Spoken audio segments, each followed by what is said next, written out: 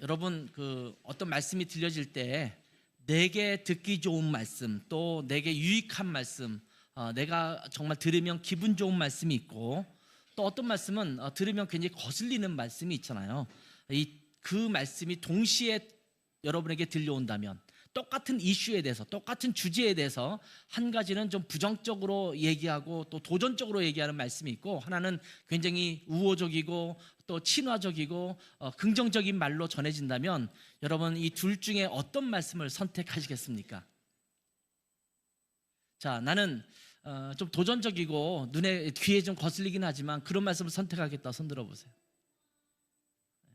예, 그런 분도 계시네요. 나는 좋은 말을 선택하겠다.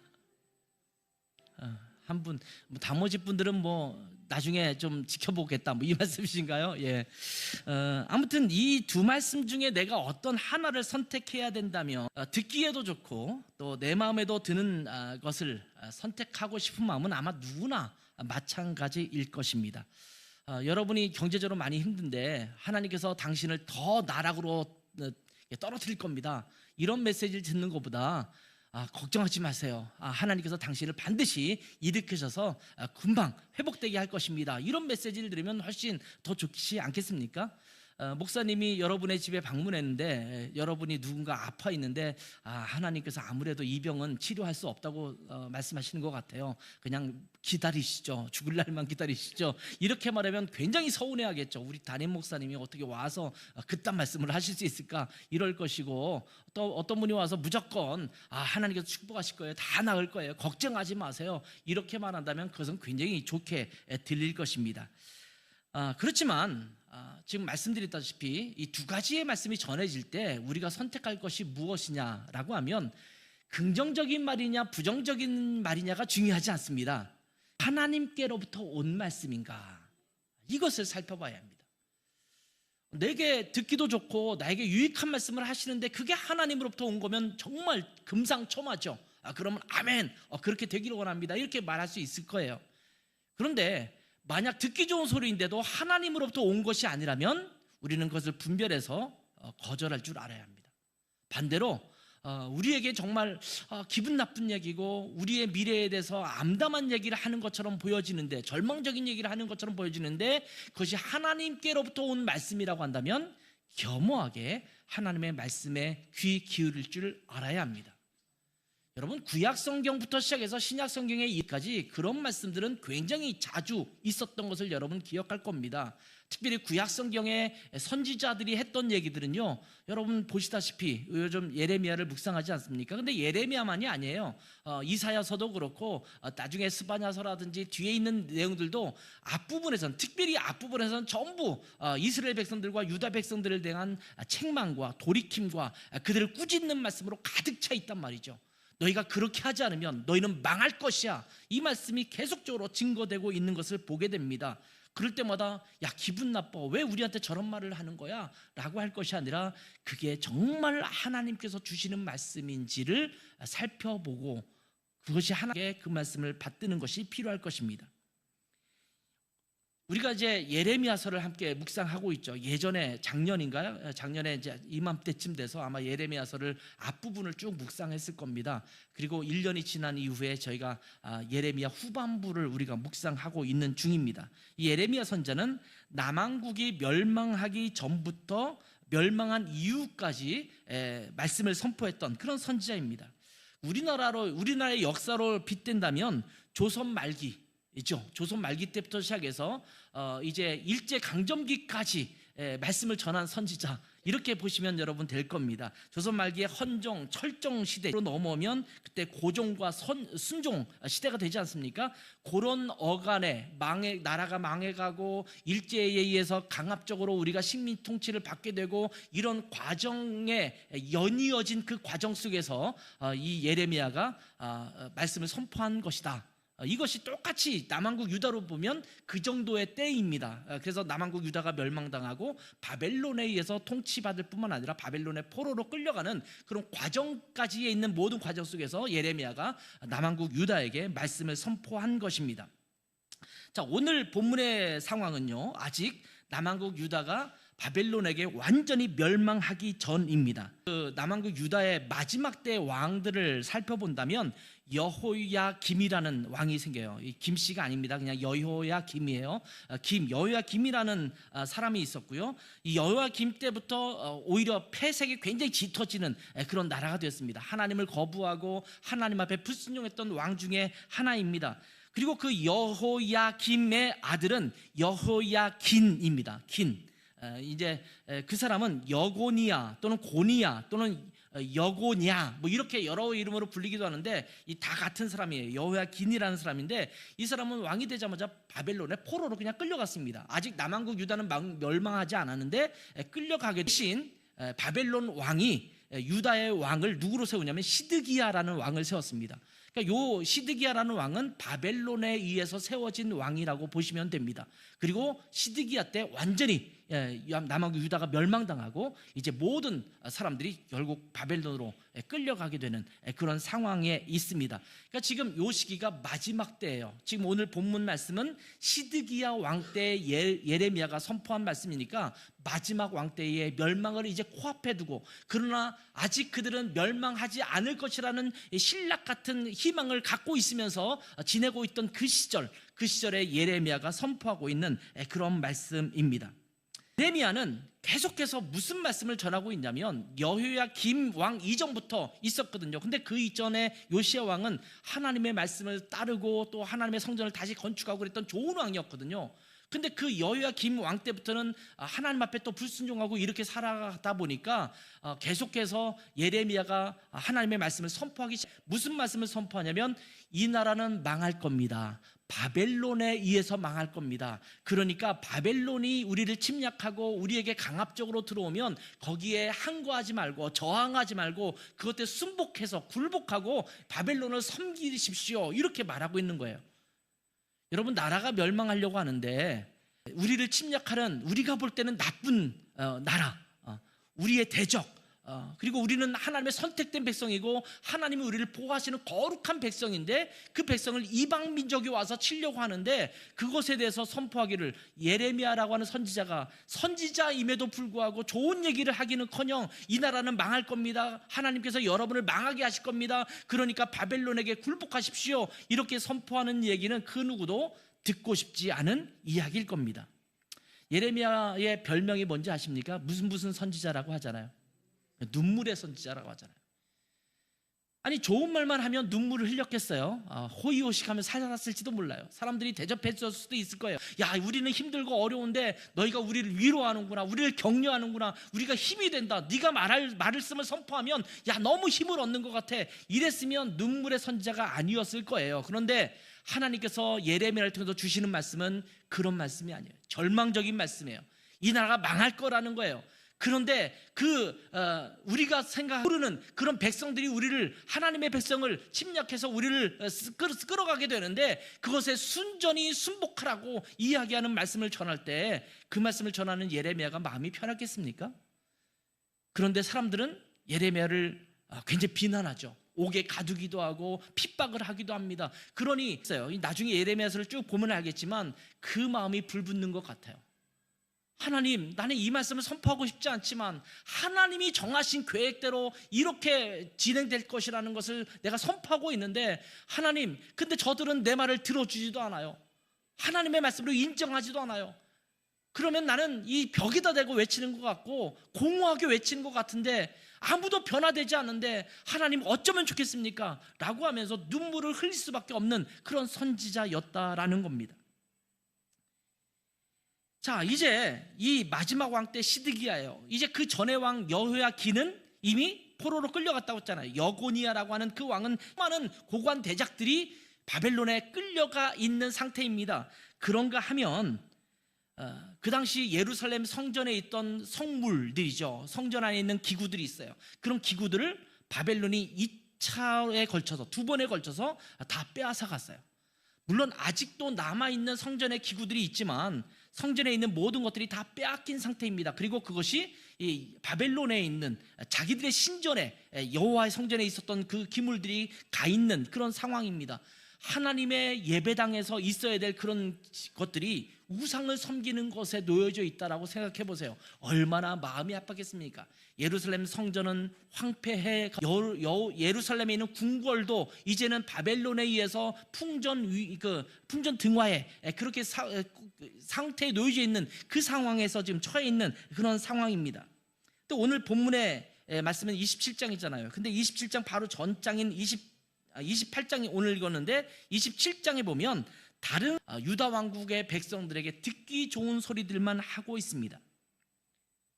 뭐라고 말하냐면 우리가 빼앗긴 그 기물들도, 성전의 기물들도 다시 다 되찾아올 겁니다. 그리고 바벨론은 결국 멸망하고 우리는 바벨론의 속국이 되지 않을 것입니다. 이런 메시지를 전하는 거예요. 유독 예레미야만 그것과 관계없이 너희들은 망할 거예요, 우리는 바벨론에 끌려갈 겁니다, 그러니 순순히 그들에게 굴복하세요, 이렇게 이야기하고 있는 겁니다. 시드기야부터 시작해서 여호야김 이런 모든 왕들은 애굽하고 기대해서, 이집트에 기대서 이 바벨론을 좀 물리쳐 보려고 하는 노력을 하고 있거든요. 근데 말하자면 애굽하고 이집트하고 너희가 협력해도 이 나라는 망할 거다, 이렇게 얘기하는 거예요. 조금만큼의 희망도 주지 않는 겁니다. 아까도 말씀드렸지만 우리가 이제 일본에서 망하려고 하는데 미국이 우리를 도와줄 거야, 아니면 그 당시에는 러시아가 우리를 도와줄 거야, 이렇게 신랄한 생각, 희망을 갖고 있는데 그것조차도 싹을 자르는 거야. 아니야, 미국도 이 러시아도 우리나라를 도와줄 수 없어, 우리는 그냥 일제에 순복해야 돼, 이렇게 말하면 여러분은 어떻겠어요? 피가 끓겠죠. 아니, 일본에게 우리가 당해야 된다고? 이게 말이 돼? 아마 이런 생각을 하게 될 것입니다. 사람들은 희망적인 이야기들을 좋아합니다. 저도 마찬가지입니다. 이왕이면 희망적인 것 좋잖아요. 절망적인 얘기, 부정적인 얘기를 하면 별로 듣고 싶지가 않고 마음도 상하지 않습니까? 좀 긍정적인 얘기 해주고 좋은 얘기 해주면 얼마나 좋을까요? 그러나 현실에 대한 자각이 없이, 근거 없이 전하는 희망적인 이야기는 오히려 마약과 같습니다. 당장은 듣기가 좋아요. 근데 그로 인해서 서서히 멸망을 향해서 가고 있기 때문입니다. 유다 백성이 짓는 죄악들에 대해서는 돌이킴이 없다면 그 돌이킴이 없는 희망, 이것은 가짜 희망입니다. 나는 하나도 바뀌지 않는데, 내 삶은 하나도 바뀌지 않는데, 내가 짓고 있는 죄악에서 전혀 물러남이 없는데, 돌이킴이 없는데 잘 될 거야 라고 말하는 것은 아까도 말씀드렸지만 마약과 같다라는 겁니다. 진정한 희망은요, 하나님 앞에서 철저하게 죄를 자복하고 회개하며 하나님께 돌이킬 때 생기는 것입니다. 하나님을 향하면 희망이에요. 그런데 하나님을 향하지 않고 하나님께 등을 돌리고 있으면서 희망적이다라고 말하는 것은 우리의 영적인 감각을 무디게 하는 마약과 같은 것이라는 겁니다. 그 근본적인 문제는 잠깐 덮어두고 새로운 희망을 얘기하는 것, 이것은 처참한 결과를 맛보지 못하게 하는 마약과 같은 것이라는 겁니다. 이 시대에도 마찬가지일 것입니다. 사람들은요, 희망적인 얘기를 듣고 싶어 합니다. 제가 목회하면서 굉장히 성도님들에게 많이 들었던 얘기 중에 하나는 뭐냐면, 왜 목사님은 좀 위로하고 격려하고 좀 사람들이 듣고 왜 이렇게 자꾸 이렇게 돌이켜라, 그렇게 살면 안 된다, 아니면 이 시대는 믿음은 이렇게 살아가는 거다 라고 하는, 우리가 마치 숙제처럼 받아야 될 것들, 과제처럼 여겨야 되는 것들만 많이 선포하세요, 이렇게 말하는 경우가 있어요. 근데 제가 이렇게 제 설교를 쭉 돌이켜보면, 제가 독일에서도 한 20여 년 사역을 했잖아요. 20여 년도 사역했던 그 설교들을 쭉 돌이켜보면 제가 볼 때는 한 80%는 도전적인 메시지예요. 한 20%는 있어요. 이게 위로하기도 하고 격려하기도 하고 힘을 주기도 하고 용기도 주는 메시지들이 없는 것은 아니지만, 대부분의 경우는 더 도전적이고 그렇게 전해지는 말씀이 더 많은 것 같아요. 그러니까 충분히 이해가 돼요. 그래서 제가 그런 말씀을 드린 적이 있어요. 여러분들은 정말 훌륭한 사람들입니다. 정말 믿음이 좋네요. 이런 말씀을 매주 듣는데도 계속 교회를 나오는 거 보면 정말 대단한 믿음입니다. 제가 이렇게 말할 정도였거든요. 듣기 싫으면 다른 교회 가야 되는데 그렇지 않고 꾸준히 꾸역꾸역 교회를 나오는 거 보니까 너무나 감사하더라고요. 그래서 제가 당신들은 정말 귀한 분들입니다, 기억이 납니다. 물론 교회에서도 이런 용기를 내라, 그러면서 격려해주고 위로해주는 메시지가 필요합니다. 왜냐하면 이 시대에 우리들이 그것이 필요하거든요. 그러니까 그런 메시지가 우리 성경에도 있기 때문에 그런 메시지를 전해서 위로와 얻고 힘을 얻는 것이 굉장히 중요합니다. 그러나 세상은 폐역해 있고 하나님을 떠나 살고 있는데 어렵고 힘든 삶을 살아가고 있다고 무조건 위로와 격려와 희망의 메시지만 전하면 어떻게 될까요? 우리의 문제는 전혀 해결되지 않을 것입니다. 이 문제가 해결돼야지만 희망은 말하지 않아도 희망이 되는 거예요. 이 문제가 해결되면 격려하지 않아도 격려될 상황으로 찾아가게 되는 것입니다. 잘못된 삶에서 돌이켜 제대로 된 신앙으로 돌이키라고 외쳐야 되는 것이 이 시대의 메시지가 되어야 되지 않을까요? 저는 그렇게 생각해요.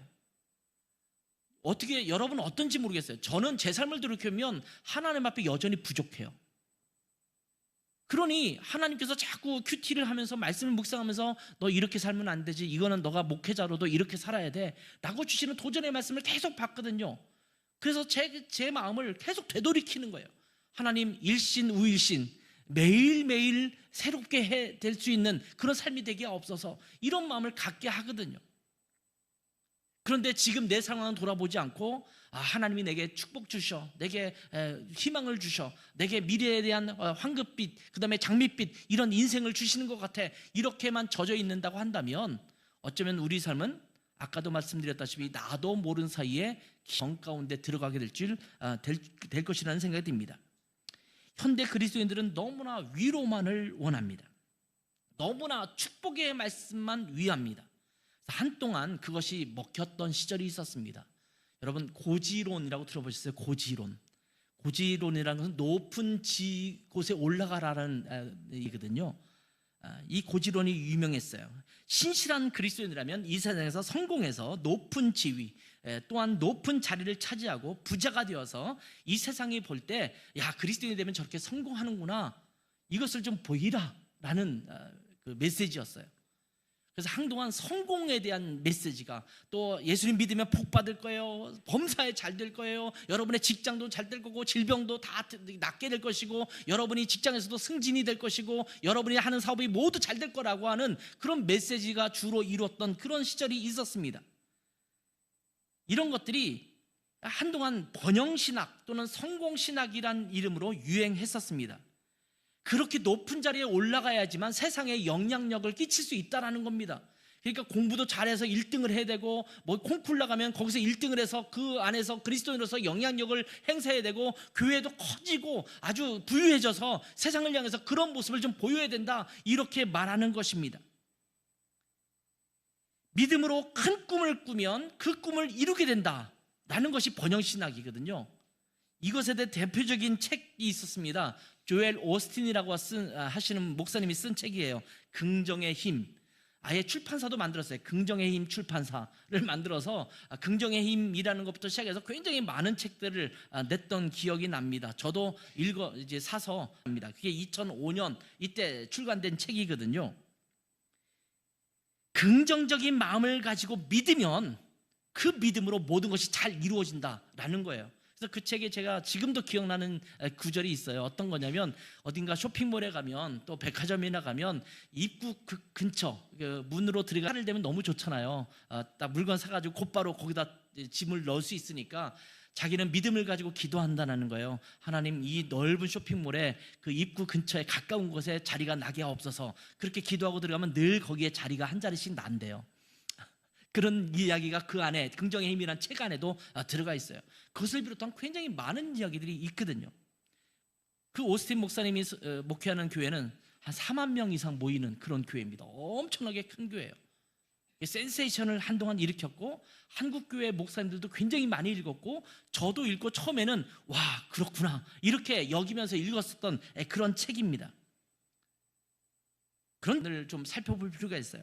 성공하지 못하는 것은 믿음이 없기 때문이다 라고 하는 메시지도 전해지고 있는 겁니다. 그리고 이 세상에서의 성공이 곧 믿음의 결과다라는 오해를 갖게 합니다. 그리고 그러한 메시지를 전하기 위해서 성경에서 승리했던 인물들에 대해서는 예를 많이 보여주고 있습니다. 그것이 그렇기 때문에 이것은 성경적 진리라고 얘기하는 겁니다. 근데 여러분, 성경을 쭉 읽어보세요. 그렇게 성공한 인물도 있지만 더 많은 믿음의 위인들은요, 이 땅에서 고생만 지지리도 그렇게 하다가 죽었던 사람들이 너무나 많습니다. 여러분, 야곱을 기억하십니까? 이스라엘의 12지파를 낳았던, 그 자녀들을 낳았던 야곱이에요. 그 야곱이 나중에 애굽에 갔지 않습니까? 요셉 때문에 애굽을 가서 바로 왕을 기억했을 때 바로 앞에서 뭐라고 말합니까? 나는 험악한 세월을 살았습니다. 이렇게 고백하잖아요. 야곱의 인생은 때는 험악한 세월을 살았던 그런 사람입니다. 여러분, 모세도 온갖 고생을 하고 고통만 받다가 나중에 가나안 땅을 코앞에 두고 들어가지 못했습니다. 세상적으로 보면 성공하지 못한 것처럼 보여질 수 있어요. 그 위대한 인물로서 잘 이끌기는 했지만 그런 낙을 누리지 못했잖아요. 에서의 그 평안을 누리지 못했잖아요. 바울도 그렇지 않습니까? 온갖 고생을 하고 복음을 전하다가 결국 그 마지막 모습이 무엇이었습니까? 로마에 가서 목이 잘려 죽는 것입니다. 사역을 잘했어요. 로마까지 가서 복음을 잘 전했다가 한 2년 정도 머물다가 다시 소아시로 와서 사역을 하는데, 이 네로 황제라는 사람이 화재 사건 때문에 그리스도인을 핍박하면서 그리스도인의 이 수괴는 바울이다. 그래서 바울을 잡아오게 해요. 그리고 다시 로마에 가서 결국 목에 잘려 죽는 그런 고통을 당하지 않았습니까? 예수님도 그렇지 않습니까? 결국 십자가에 못 박혀 죽은 것이잖아요. 주님께서는 다시 부활하셔서 우리의 구세주가 되셨지만 세상적으로 보면 처참하게 돌아가신 그런 분이 바로 예수님 아니시겠습니까? 인간의 모습으로 볼 때는 이런 모든 사람들은 사실은 허무한 인생을 산 것처럼 보입니다. 이 땅에 살면서 너무나 고통스럽고 힘들게 살다가 그렇게 가셨구나, 이렇게 생각합니다. 믿음으로 또한 말씀으로 살아가면서도 이 세상에서 보는 성공한 것처럼 보이지 않는 분들이 너무나 많다라는 말씀입니다. 자, 그런데 이런 시대에 어떤 사람들은 거짓 메시지를 선포하는 선지자들이 있다라는 겁니다. 오늘 본문을 보면 거짓 선지자들의 메시지가 선포되고 있습니다. 근데 이들은 이 거짓 예언 또 거짓 메시지를 선포하면서 하나님의 이름으로 선포하는 것을 보게 됩니다. 여기에 보면 이 하나냐가 하는 이야기가 있지 않습니까? 근데 보면 4절에도 그렇고 여호와의 말씀이니라 이렇게 말해요. 그가 뭔가 말을 한 다음에 뭐라고 말해요? 이거는 하나님이 우리에게 주신 말씀입니다. 이렇게 말하는 거예요. 예레미야와 전혀 반대되는 메시지를 전하면서 뭐라고 말하냐면 이것은 여호와의 말씀이니라 이렇게 말하고 있는 겁니다. 하나님의 이름으로 선포되는 거짓 메시지, 이것입니다. 이건 내 말이 아니니까, 하나님의 말씀이니까 귀담아 들으라고 말하는 것입니다. 여러분, 이 시대에 있는 수많은 이단들이 이야기를 할 때 그들이 이거는 내 말이에요, 내가 순전히 내 말이니까 여러분 내 말을 잘 들으세요, 이렇게 말하는 사람들을 보았습니까? 물론 나중에는 자기들의 어록도 만들고 자기의 말씀이 선포된 것을 책으로 만들어서 이것이 성경적 권위와 똑같은 권위로 만드는 사람들이 있습니다. 근데 그 이면에 그들이 뭐라고 말하냐면 나는 이에 보낸 선지자다 또는 재림주다, 성령이 인간의 모습으로 현현한 것이다, 이렇게 말하면서 자기를 하나님께로 온 근거가 하나님이라는 것을 이야기한 다음에 내가 말하는 것은 그러니까 곧 하나님의 말씀과 동등되다, 이렇게 말하는 거거든요. 그 누구도 이거는 순전히 하나님과 관계없는 내 말이야 이렇게 말하는 사람이 없어요. 이단들은, 사이비들은 전부 이것은 하나님의 말씀이다 이렇게 말하는 거예요. 오늘 우리가 길거리 전도하러 갈 건데 길거리 전도하면 누구를 마주쳐요? 그 옆에서 또 전도한 사람 있잖아요. 여호와의 증인이 거기서 전도하고 있잖아요. 여호와의 증인들은 성경을 보고 있어요. 똑같이 생긴 성경처럼 보이지만 여기에 몇 구절들이 또 달라요. 교묘하게 바꿔놨어요. 그러면서 이것은 너희와 똑같은 성경이야 라고 말하면서 이 성경을 가지고 자기들의 논리에 맞게 이야기하는 것을 보게 되죠. 신천지의 이만희, 그리고 스스로 자기가 하나님 어머니라고 부르는 하나님의 교회 세계 복음 선교 협회죠. 옛날에 안산홍 증인회라고 불렀는데 지금 장길자라는 분이라고 해야 되겠죠. 그 분이 지금 하늘 어머니예요. 왜 아버지만 있냐, 나는 하늘 어머니다 이렇게 얘기하거든요.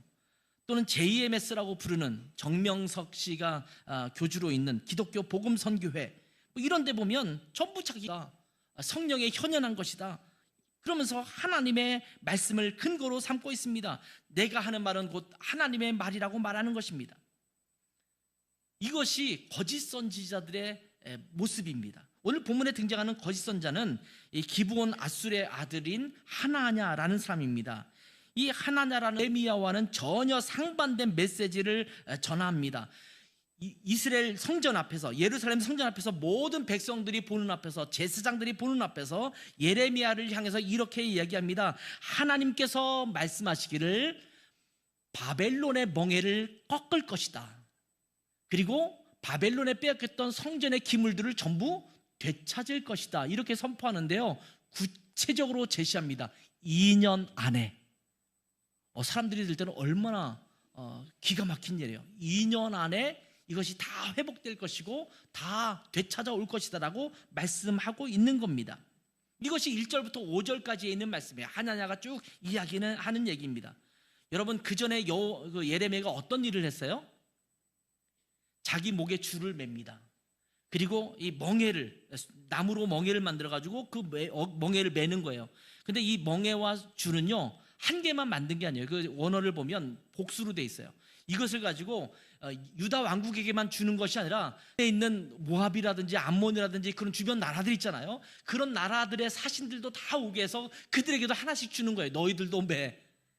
이 소리는 뭐냐면 바벨론에 의해서 우리도 이게 멍에를 메고 거기에 끌려다닐 거야. 그런데 너희 나라도, 주변에 있는 나라들도 다 똑같을 거야. 이런 메시지를 전하고 있는 거예요.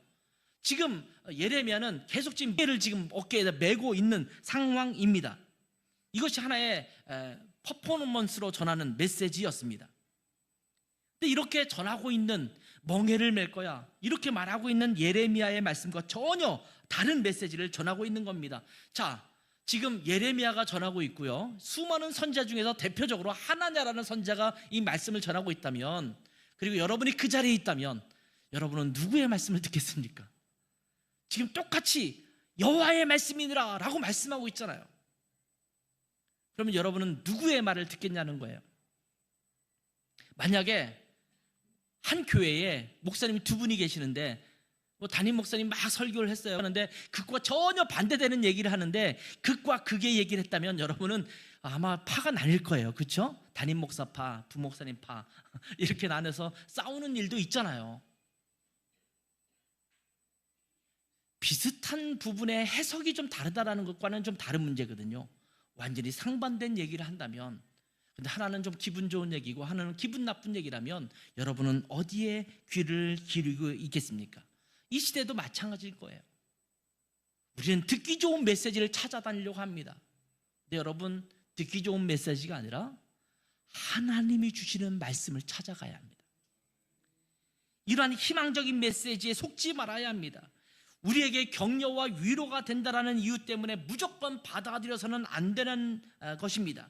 그 말씀이 정말 하나님께서 주시는 말씀인가를 살펴야 합니다.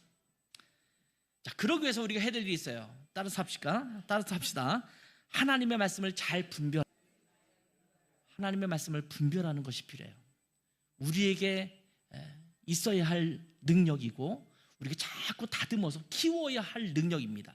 이 하나님의 말씀을 읽을 때도, 또 설교를 들을 때도, 어딘가 강의를 들을 때도 이것이 하나님으로부터 온 말씀인가를 분별할 수 있는 분별력이 생겨야지만 제대로 믿음 생활을 할 수 있는 것입니다. 이 흉흉한 시대에 정말 중요한 메시지가 무엇이냐면 하나님의 말씀을 잘 분별하는 겁니다. 신천지나 JMS나 구원파 이런 데를 다니는 사람들 있잖아요. 이런 사람들은요, 상당수가 그 이전에 다른 교회에서, 기성교회에서 집사나 권사였던 사람들이 굉장히 많습니다. 제가 지금도 자꾸 연락이 와요. 그래서 이런 집회가 있는데 이만희 총회장께서 집회를 하시는데 목사님도 꼭 오셨으면 좋겠습니다. 제가 전도하다 만난 이 사람들이 계속 지금도 연락 와요. 아주 장문의 편지를 보내고 계속 메시지를 보내요. 목사님도 한 번만 오면 바뀔 겁니다. 이런 메시지를 보내요. 어떤 자매가 그런 얘기를 하고 또 그 자매의 애가 안 되니까 누구를 하나 데려와서 또 그분은 예전에 권사님이었대요. 교회 다니면서 그분이 지금 또 저한테 막 얘기해. 또 그분 제가 그래서 이걸 차단은 안 해놓고 있으다 보니까 계속 메시지를 보내거든요. 무슨 집회만 있으면 메시지를 보내요. 근데 거기에 가보면 제가 이렇게 만나보면 예전에 신앙생활 잘 했다라고 여겨지는 집사나 권사 이런 분들이 가 있는 거 하면 뭐 아직 제가 확인은 안 했습니다만 그들의 말은 목사님들도 굉장히 많이 와 있어요. 이렇게 얘기를 하더라고요. 뭐 그게 사실인지 아닌지는 모르겠어요. 아무튼 그들이 말할 때 뭐라고 말하냐면 목사님도 진짜 말씀 좀 들어보세요. 이 말은요, 아직 목사님은 진리의 말씀을 잘 모르시는데 와서 진리의 말씀 진짜 한번 들어보세요. 이 말씀이거든요. 제가 보기에는 너무나 뻔한 거짓말이고 거짓 메시지인지 알겠는데 이전에 교회에 열심으로 다녔던 권사님들과 집사님들이 그 말씀에 현혹되어서 거기에 빠져 들어가게 되는 것입니다. 자, 하나냐가 거짓 메시지를 이야기할 때 예레미야가 보였던 반응은 무엇일까요? 일단 예레미야는요, 즉각적으로 반응하지 않습니다. 모르겠어요. 이거는 제가 상상력을 동원한다면 내가 하나님으로 받아서 이렇게 말했는데 바벨론이 우리의 멍에가 될 거다라고 말했는데 쟤는 아니라고 말하네? 그런데 하나님이 주신 말씀이라고 말하네? 진짜인가? 이런 마음이 들지 않겠어요? 만약에 영적으로 깨어있고 민감하다면 그런 마음이 들 거라는 생각이 들어요. 나랑 다른 메시지인데 저 사람도 하나님이 전한 메시지라고 하는데 이게 진짜인가? 이렇게 생각할 수 있지 않겠습니까? 여러분 6절을 볼까요? 6절은 하나님 메시지를 전했을 때 예레미야가 했던 말입니다. 뭐라고 말했냐면 아멘, 여호와는 이같이 하옵소서. 여호와께서 내가 예언한 말대로 이루사 여호와의 성전 기구와 모든 포로를 바벨론에서 이곳으로 되돌려 오시기를 원하노라. 거짓 메시지를 전했는데 뭐라고 말했어요? 아멘, 나 그렇게 되기를 원해. 나도 내가 진심으로 원하는 거야. 그렇잖아요. 바벨론에서 포로가 다시 돌아오고 성전 기구들도 들어오고 2년 안에 모든 것이 해결된다면 유다 백성인, 유다 민족인 예레미야가 들을 때 그게 나쁜 메시지는 아니잖아요. 나는 정말 그렇게 되기를 원해. 그런데 그 이후에 뭐라고 말하냐면 그런데 하나님은 나를 비롯해서 선지자에게 계속해서 말씀하셨던 메시지가 있는데 그 메시지랑 너랑은 좀 다르네? 그 얘기하는 거예요. 그 뒤에 보면 나를 비롯해서 다른 선지자들은 이스라엘에게 재앙과 또한 멸망과 이런 그 전염병과 이런 것이 있을 거라고 계속 말씀을 선포해 왔다. 이렇게 얘기하는 거예요. 그리고 나서 이 하나냐가 목에 있던 나무 멍에를 빼앗아서 분질러 버립니다. 7절부터 9절까지 있는 말씀이 지금 예레미야가 선포하는 말씀이에요. 수많은 선지자를 통해서 말씀했던 말씀이라는 거예요. 그랬더니 그러면서 9절에 뭐라고 말하냐면 평화를 예언하는 선자는 그 예언자의 말이 응한 후에야 진실로 여호와께서 보내신 선자로 인정받게 될 거다. 그래, 네 말이나 내 말이나 잘 모르겠어. 그렇지만 나중에 어떻게 이루어지는지에 따라서 진짜가 갈릴 거야. 여러분, 사실은 우리가 천국 가봐야 아는 것들이 많거든요. 천국 가보면 정말 거짓 메시지에 속아 고통당하면서 왜 그때 우리한테 진실을 알려주지 않았느냐 이러고 있을지 몰라요. 그때가 되면 근데 늦는 거예요. 그 전에 돌이켜야 되는 거예요. 근데 우리는 자꾸 달콤한 말에 속아서 지금 우리의 삶에 유익이 되는 것들, 우리에게 기쁨이 되는 것들, 이것만 따라서 살고 있는 것이 문제라는 인지 가짜인지는 나중에 그 결과를 보면, 그 열매를 보면 알 수 있다라는 말씀입니다. 근데 여러분, 아까도 말씀드렸지만 그때 가서 확인하기에는 너무 늦었습니다. 그러니까 지금 뭐가 필요해요? 하나님의 말씀인지 아닌지를 분별하는 태도가 필요하다는 거예요. 하나님의 말씀인지 아닌지를 분별할 수 있을까요? 감사한 것은요, 하나님께서 명확하게 하나님의 말씀이다 라고 우리에게 눈으로 볼 수 있는 이 성경을 주셨어요. 1.1획도 여기서 감하거나 더하지 말아라. 이 말씀을 주신 하나님은 이 말씀에 하나도 빼지도 않고 더하지도 않겠다라고 말씀하시고 이 말씀은 반드시 이룰 것이다 라고 말씀하시면서 우리에게 이 하나님의 말씀인 성경을 주셨습니다. 얼마나 감사한지 몰라요. 이게 없이 그냥 성령님께서 우리 안에서 계속 말하는 것만 따라가야 된다고 하면 이분에게 임하신 성령님이 다르고 저분에게 임하신 성령님이 다르면 헷갈리잖아요. 근데 하나님은 분명하게 알 수 있는 성경을 통해서 주신 것입니다. 그렇기 때문에 우리가 할 일이 뭐예요? 이 성경을 잘 묵상하고 공부하고 연구하는 것이 필요합니다. 이게 안 되니까 자꾸 현혹되는 거예요. 거짓 메시지에 넘어가는 거예요. 여러분의 경험에 의지하지 마세요. 옛날에 들어왔던 풍월에 의지하지 마세요. 이 하나님의 말씀이 뭐라고 말하는지를 잘 살피고 연구하고, 그래서 하나님의 말씀인지 아닌지를 분별할 수 있는 능력을 키워야 되는 거예요. 사도행전 17장 11절에 보면 베레아에 있는 사람들은 데살로니가에 있는 사람들보다 더 너그러워서 간절한 마음으로 말씀을 받고 이것이 그러한가 날마다 성경을 어떻게 했다고요? 공부했어요. 깊이 연구했다라는 말이에요. 이것이 데살로니가 사람, 베레아에 있는 사람들이 하는 행동이었거든요. 그러면서 연구해보니 이 말씀이 하나님의 말씀이구나, 바울이 말한 말이 정확한 진리구나, 이것을 깨달은 거거든요. 여러분, 성경을 공부하지도 않으면서, 읽지도 않으면서, 묵상하지도 않으면서 이것이 옳다 저렇다 함부로 판단하려고 해서는 안 되는 거예요. 오랫동안 교회를 다니면서 집사님이 되고 권사님이 되고 장로님이 됐는데 그냥 교회에서 설교 듣는 것 말고 나머지 성경을 공부하거나 연구하지도 않으면서 제멋대로 판단하다 보니까 그런 것에 넘어갈 때가 참 많거든요. 이사야 34장 16절 보면 너희는 여호와 책에서 찾아 읽어보라. 여호와의 책이 성경이잖아요. 이것들 가운데서 빠진 것이 하나도 없고 제짝이 없는 것이 없으리니 이는 여호와의 입이 이를 명령하셨고 그의 영이 이것들을 모으셨습니다. 여러분, 이사야 때 말했던 성경이라는 것은 율법서를 비롯해서 그 이전에 있었던 성경을 말하는 거예요. 근데 그 성경을 말하면서 뭐라 하면 여기는 다 짝이 있다. 이쪽에 있는 말씀이 잘 이해가 안 되면 그 다른 말씀을 찾아보면 거기에서 그것을 해석해 줄 수 있는 말씀이 있고, 성경이 성경을 풀어간다, 이렇게 말씀하고 있는 거거든요. 그렇기 때문에 성경을 깊이 연구하고 묵상하는 것이 필요하다는 겁니다. 디모데후서 2장 15절 우리가 한번 같이 읽어봅시다. 시작. 너는 진리의 말씀을 옳게 분별하며 부끄러울 것이 없는 일꾼으로 인정된 자로 자신을 하나님 앞에 드리기를 힘쓰라. 진리의 말씀을 어떻게 하라고요? 분별하는 게 필요하다. 디모데후서 3장 14절에서 17절을 같이 읽어보겠습니다. 시작. 그러나 너는 배우고 확신한 일에 거하라. 너는 내가 누구에게서 배운 것을 알며 또 어려서부터 성경을 알았나니 성경은 능히 너로 하여금 그리스도 예수 안에 있는 믿음으로 말미암아 구원에 이르는 지혜가 있게 하느니라. 모든 성경은 하나님의 감동으로 된 것으로 교훈과 책망과 바르게 함과 의로 교육하기에 유익하니 이는 하나님의 사람으로 온전하게 하며 모험을 갖추게 하려 함이라. 우리를 구원에 이르게 하고 우리가 온전하게 신앙생활을 할 수 있도록 하게 하는 그 근거는 어디에 있다고요? 성경에 있다는 거예요. 그러니까 여러분, 성경 좀 읽으세요. 성경을 좀 공부하세요. 자꾸 이렇게 성경 공부한다면 시간 없어요, 뭐 어려워요, 힘들어요 이러지 말고, 그거는 보시잖아요.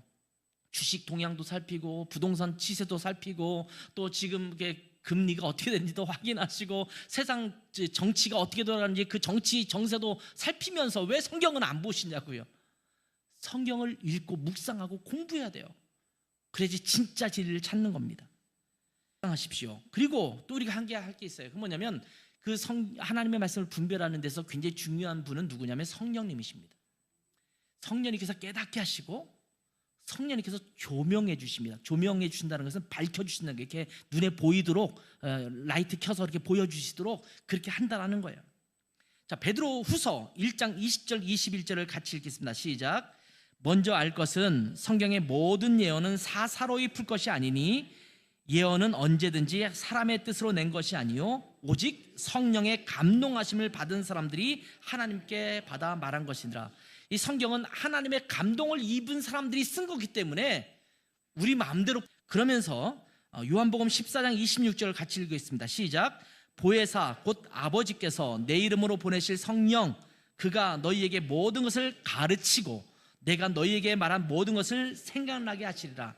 성령님이 가르쳐 주시고 생각나게 하세요. 또 고린도전서 2장 9절 10절을 말입니다. 시작. 기록된 바 하나님이 자기를 사랑하는 자들을 위하여 예비하신 모든 것은 눈으로 보지 못하고 귀로 듣지 못하고 사람의 마음으로 생각하지도 못하였다 함과 같으니라. 자, 우리의 생각으로 우리의 눈으로 볼 수 있는 게 아니에요. 그렇죠? 사람의 생각이 아니라는 거예요. 10절 있습니다. 시작. 오직 하나님이 이것을 우리에게 보이셨으니 성령은 모든 것 곧 하나님의 깊은 것까지도 통달하시느니라.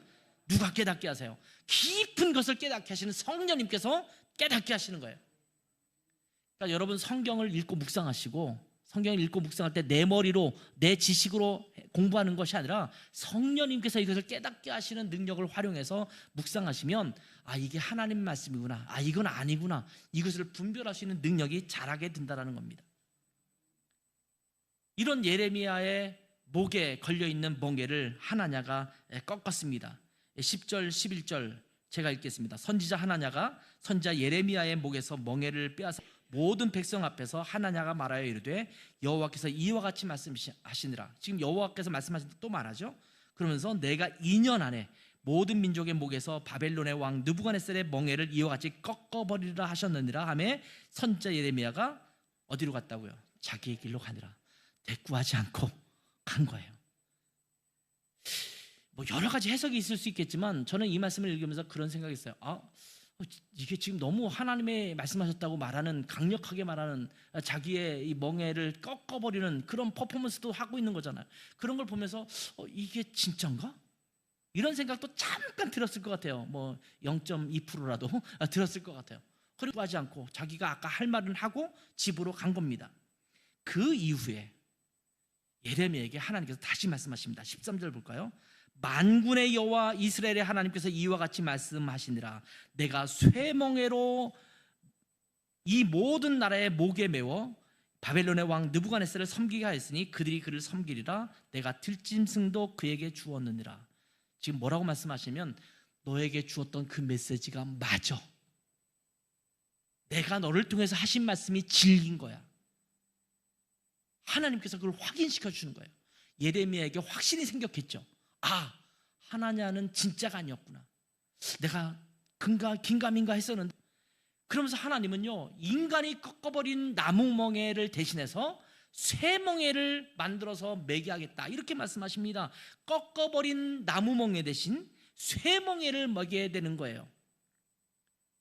우리가 그런 말 하잖아요. 뭘 피하려다 뭘 만났다, 뭐 이런 표현이 있지 않습니까? 내가 지금 나무멍에로 메고 있었는데 그것보다 더 무겁고 끊을 수 없는 멍에를 세우시는 하나님이십니다.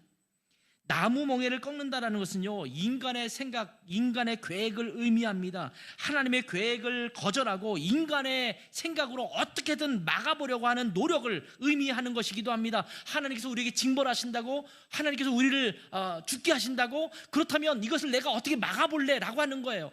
우리가 죄를 지었기 때문에 우리는 죽어야 된다고, 그렇다면 우리가 애써볼게, 착한 일도 해보기도 하고 철학적으로 인생이 무엇인지 연구해보기도 하고, 그러면서 내가 애써서 이 땅에 인생이 어떻게 하면 행복할 것인지, 인간의 존재에 대해서, 인간의 존엄성에 대해서 내가 한번 그렇게 해보지만 하나님 나라에 이를 수 없는 거예요. 하나님의 방법 말고는 우리가 하나님의 징계를 피할 수 있는 방법이 없다라는 것입니다. 어떻게든 하나님의 계획을 무시하고 내 생각과 내 계획대로 하려고 하고 있는 인간의 노력에 대해서 하나님께서 철퇴를 그래서 나무멍에 대신, 그래 꺾었어? 그래 알았어, 쇠멍에를 한번 매봐, 이렇게 말씀하시는 것입니다. 하나님의 계획은 인간의 노력으로는 끊어버릴 수 없는 것이라는 메시지입니다. 하나님이 정하신 것을 인간이 바꿀 수는 없습니다. 아무리 인간이 노력해도 마치 쇠멍에처럼 바꿀 수 없는 것입니다. 결국 하나님은 어떻게 하셨을까요? 남왕국 유다를 바벨론 왕에게 맡겨서 그 멍에를 매게 하시고 바벨론을 섬기게 될 것이다 라고 하는 말씀을 다시 한번 강조하는 것입니다. 여러분 기억하세요. 하나님께서 말씀하셨다면 우리의 생각이 어떠하든지 믿고 순종하는 것이 필요합니다. 이것이 진정한 믿음입니다. 물론 우선 그것이 하나님께서 주신 말씀인지를 분별하는 전제 작업이 필요하죠. 그런데 그것이 정말 하나님의 뜻이고 하나님의 말씀이라는 것이 확인된다면 내 생각과 아무리 달라도, 내가 원하는 것, 내가 원하는 방식과 아무리 달라도 그대로 순종하는 것이 믿음의 모습입니다. 우리가 가져야 될 믿음은 그건 거예요. 나 오늘 좀 그 말씀 듣기 싫은데, 나 저렇게 되면 나가 원하는 게 아닌데, 이것이 아니라 아, 그게 하나님 말씀인가? 하나님이 확실하게 말씀하신 거 알겠습니다. 정말 나는 것을 감당하기 싫지만 그러나 주님 그렇게 하겠습니다 라고 하는 믿음이어야 합니다. 하나님은 예레미야를 통해서 거짓 선지자 하나냐를 책망하십니다. 하나냐에게 형벌을 내리시죠. 15절부터 17절에 있는 내용을 보면 하나님께서 이렇게 말씀하세요. 내가 너를 보내지 않았는데 너는 하나님이 보내신 것을 빙자해서 이스라엘 백성들에게 현혹하는구나. 이 거짓을 믿게 하는구나. 그러면서 주님께서 뭐라고 말씀하시냐면 너를 이 지면에서 제할 것이다. 너는 금년에 죽을 것이다. 이렇게 말씀하시죠. 17절에 선지자 하나냐가 그해 7째 달에 죽었다. 이렇게 말해요. 여러분, 이 28장 첫 번째 절 1절을 보면 이 이야기를 시작하는 때가 등장해요. 이게 뭐라고 되어 있냐면 1절에 유다 시드기야 왕이 다스리기 시작한 때 4년 5째 달이라고 되어 있어요. 5째 달. 근데 7째 달에 죽었어요. 그러면 몇 달 안에 죽은 거예요? 2달 안에 죽은 거예요. 하나님의 말씀을 거역하고 하나님의 말씀을 변개하고 하나님의 말씀을 바꿔서 사람들에게 듣기 좋으라고 선포하는 것은요, 하나님의 무지막지한 심판이 있을 것입니다. 두려워해야 돼요. 여러분, 여러분의 말씀, 여러분의 삶에 말씀을 적용할 때도 여러분 마음대로 적용하지 마세요. 정말 하나님께서 주신 말씀인가? 내게 무엇을 말씀하시는가? 골똘히 살피고 하나님 앞에 기도하고 성령의 깨닫게 하심을 여러분이 받으셔야 돼요. 그리고 그곳에 여러분의 삶을 드려야 돼요. 내가 마음에 들든 마음에 들지 않든 상관없이 그 깨닫게 하신 말씀에 내 자신을 드려야 돼요. 제가 예전에도 그런 말씀 드렸지만 편하게 사시고 싶으면 기도 안 하셔야 돼요. 기도하면 자꾸 하나님 뜻 알려주시거든요. 편하게 살고 싶으시면 말씀 안 읽으면 돼요. 지금처럼. 그럼 그냥 편해요, 인생. 그러나 그 마지막은 처참할 겁니다. 지금 내가 고달프고 힘들지만 기도하고 말씀에 귀를 기울이면 하나님께서 어쩌면 나에게 왜 가시밭길 같은 길을 나보고 가라고 할까? 나에게 고통스러운 길을 가라고 할까? 할지 모르지만 그 길은 결국 영광의 길이 될 줄 믿습니다. 하나님은 우리가 하나님의 말씀에 곧이곧대로 순종하기를 원하십니다. 하나님의 말씀을 자기의 생각대로 자기 편한 대로 해석해서도 안 되고 자기가 듣고 싶은 대로 들어서도 안 됩니다. 하나님의 말씀 앞에 우리는 정직해야 합니다. 그 하나님의 말씀을 순전하게 듣고 또 그 말씀에 따라 그대로 살아가는 삶이 우리 가운데 있어야 합니다. 여러분은 지금 하나님의 말씀 앞에 어떻게 서 있습니까? 기도하겠습니다. 이런 기도를 한번 드려. 하나님의 말씀을 잘 분별할 수 있도록 성령 충만하게 해주십시오. 그리고 하나님의 말씀 앞에 정직하게 서서 그 말씀 그대로 순종하며 살아가는 삶이 되게 도와주십시오. 내게 유익이 되든 그렇지 않은 것처럼 느껴지든 상관없이 말씀하시면 그 말씀에 아멘하고 따라가는 삶이 되게 도와주십시오. 이런 기도를 잠깐 드려볼까요? 하나님 앞에 그런 믿음의 결단의 기도를 잠깐 드리도록 하겠습니다. 함께 기도하겠습니다. 아버지 하나님, 이 시간 우리가 말씀을 들었습니다. 이제 예레미야를 통해서 전했던 말씀이 있고 또 하나냐라고 하는 거짓 선지자가 좀 사람들에게 듣기 좋은 이야기를 하는 그런 이야기를 들었을 때 하나님, 그 말씀들에 어떻게 반응하고 또 어떻게 행동하는 것인지에 대해서 우리가 말씀을 통해서 다시 한번 살펴보았는데, 하나님 두렵건대 하나님의 말씀이 우리 가운데 전해짐에도 불구하고 우리가 그것을 오해하거나 잘못 해석하거나 아니면 내 멋대로 내 편의에 맞게 그렇게 해석해서 살아가려고 하는 그런 얄팍한 모습이 내 안에 있는지 한번 자신을 돌아보게 도와주시고, 하나님 주님의 말씀 앞에 정직하게 서게 도와주시고, 말씀하시면 그 말씀 고지고의 말씀으로 따라 순종하는 삶이 되게 도와주시고, 하나님 이것이 정말 하나님의 말씀이신지 잘 분별할 수 있는 성령의 능력도 우리 가운데 부어주셔서 하나님 그 말씀을 잘 듣고 그 말씀을 잘 헤아려 하나님의 뜻대로 내 인생과 내 삶을 온전히 하나님 앞에 드리는 삶의 모습이 될 수 있도록 은혜 주시옵소서. 우리 교회가 그런 교회로 설 수 있도록 축복해 주시옵소서. 아버지 하나님, 우리가 하나님의 말씀을 들을 때가 참 많은데 하나님 이 말씀을 들을 때마다 정말 하나님께서 주신 말씀인지 깊이 살피게 도와주시고, 하나님 그것을 잘 분별하시는 지혜와 능력을 성령님으로 말미암아 우리 가운데 풍만하게 도와주시고, 하나님 주님께서 말씀하셨다면 기꺼이 그 말씀에 순종할 수 있는 믿음의 결단이 우리 모두에게 있게 도와주시옵소서. 예수님의 이름으로 기도했습니다. 아멘.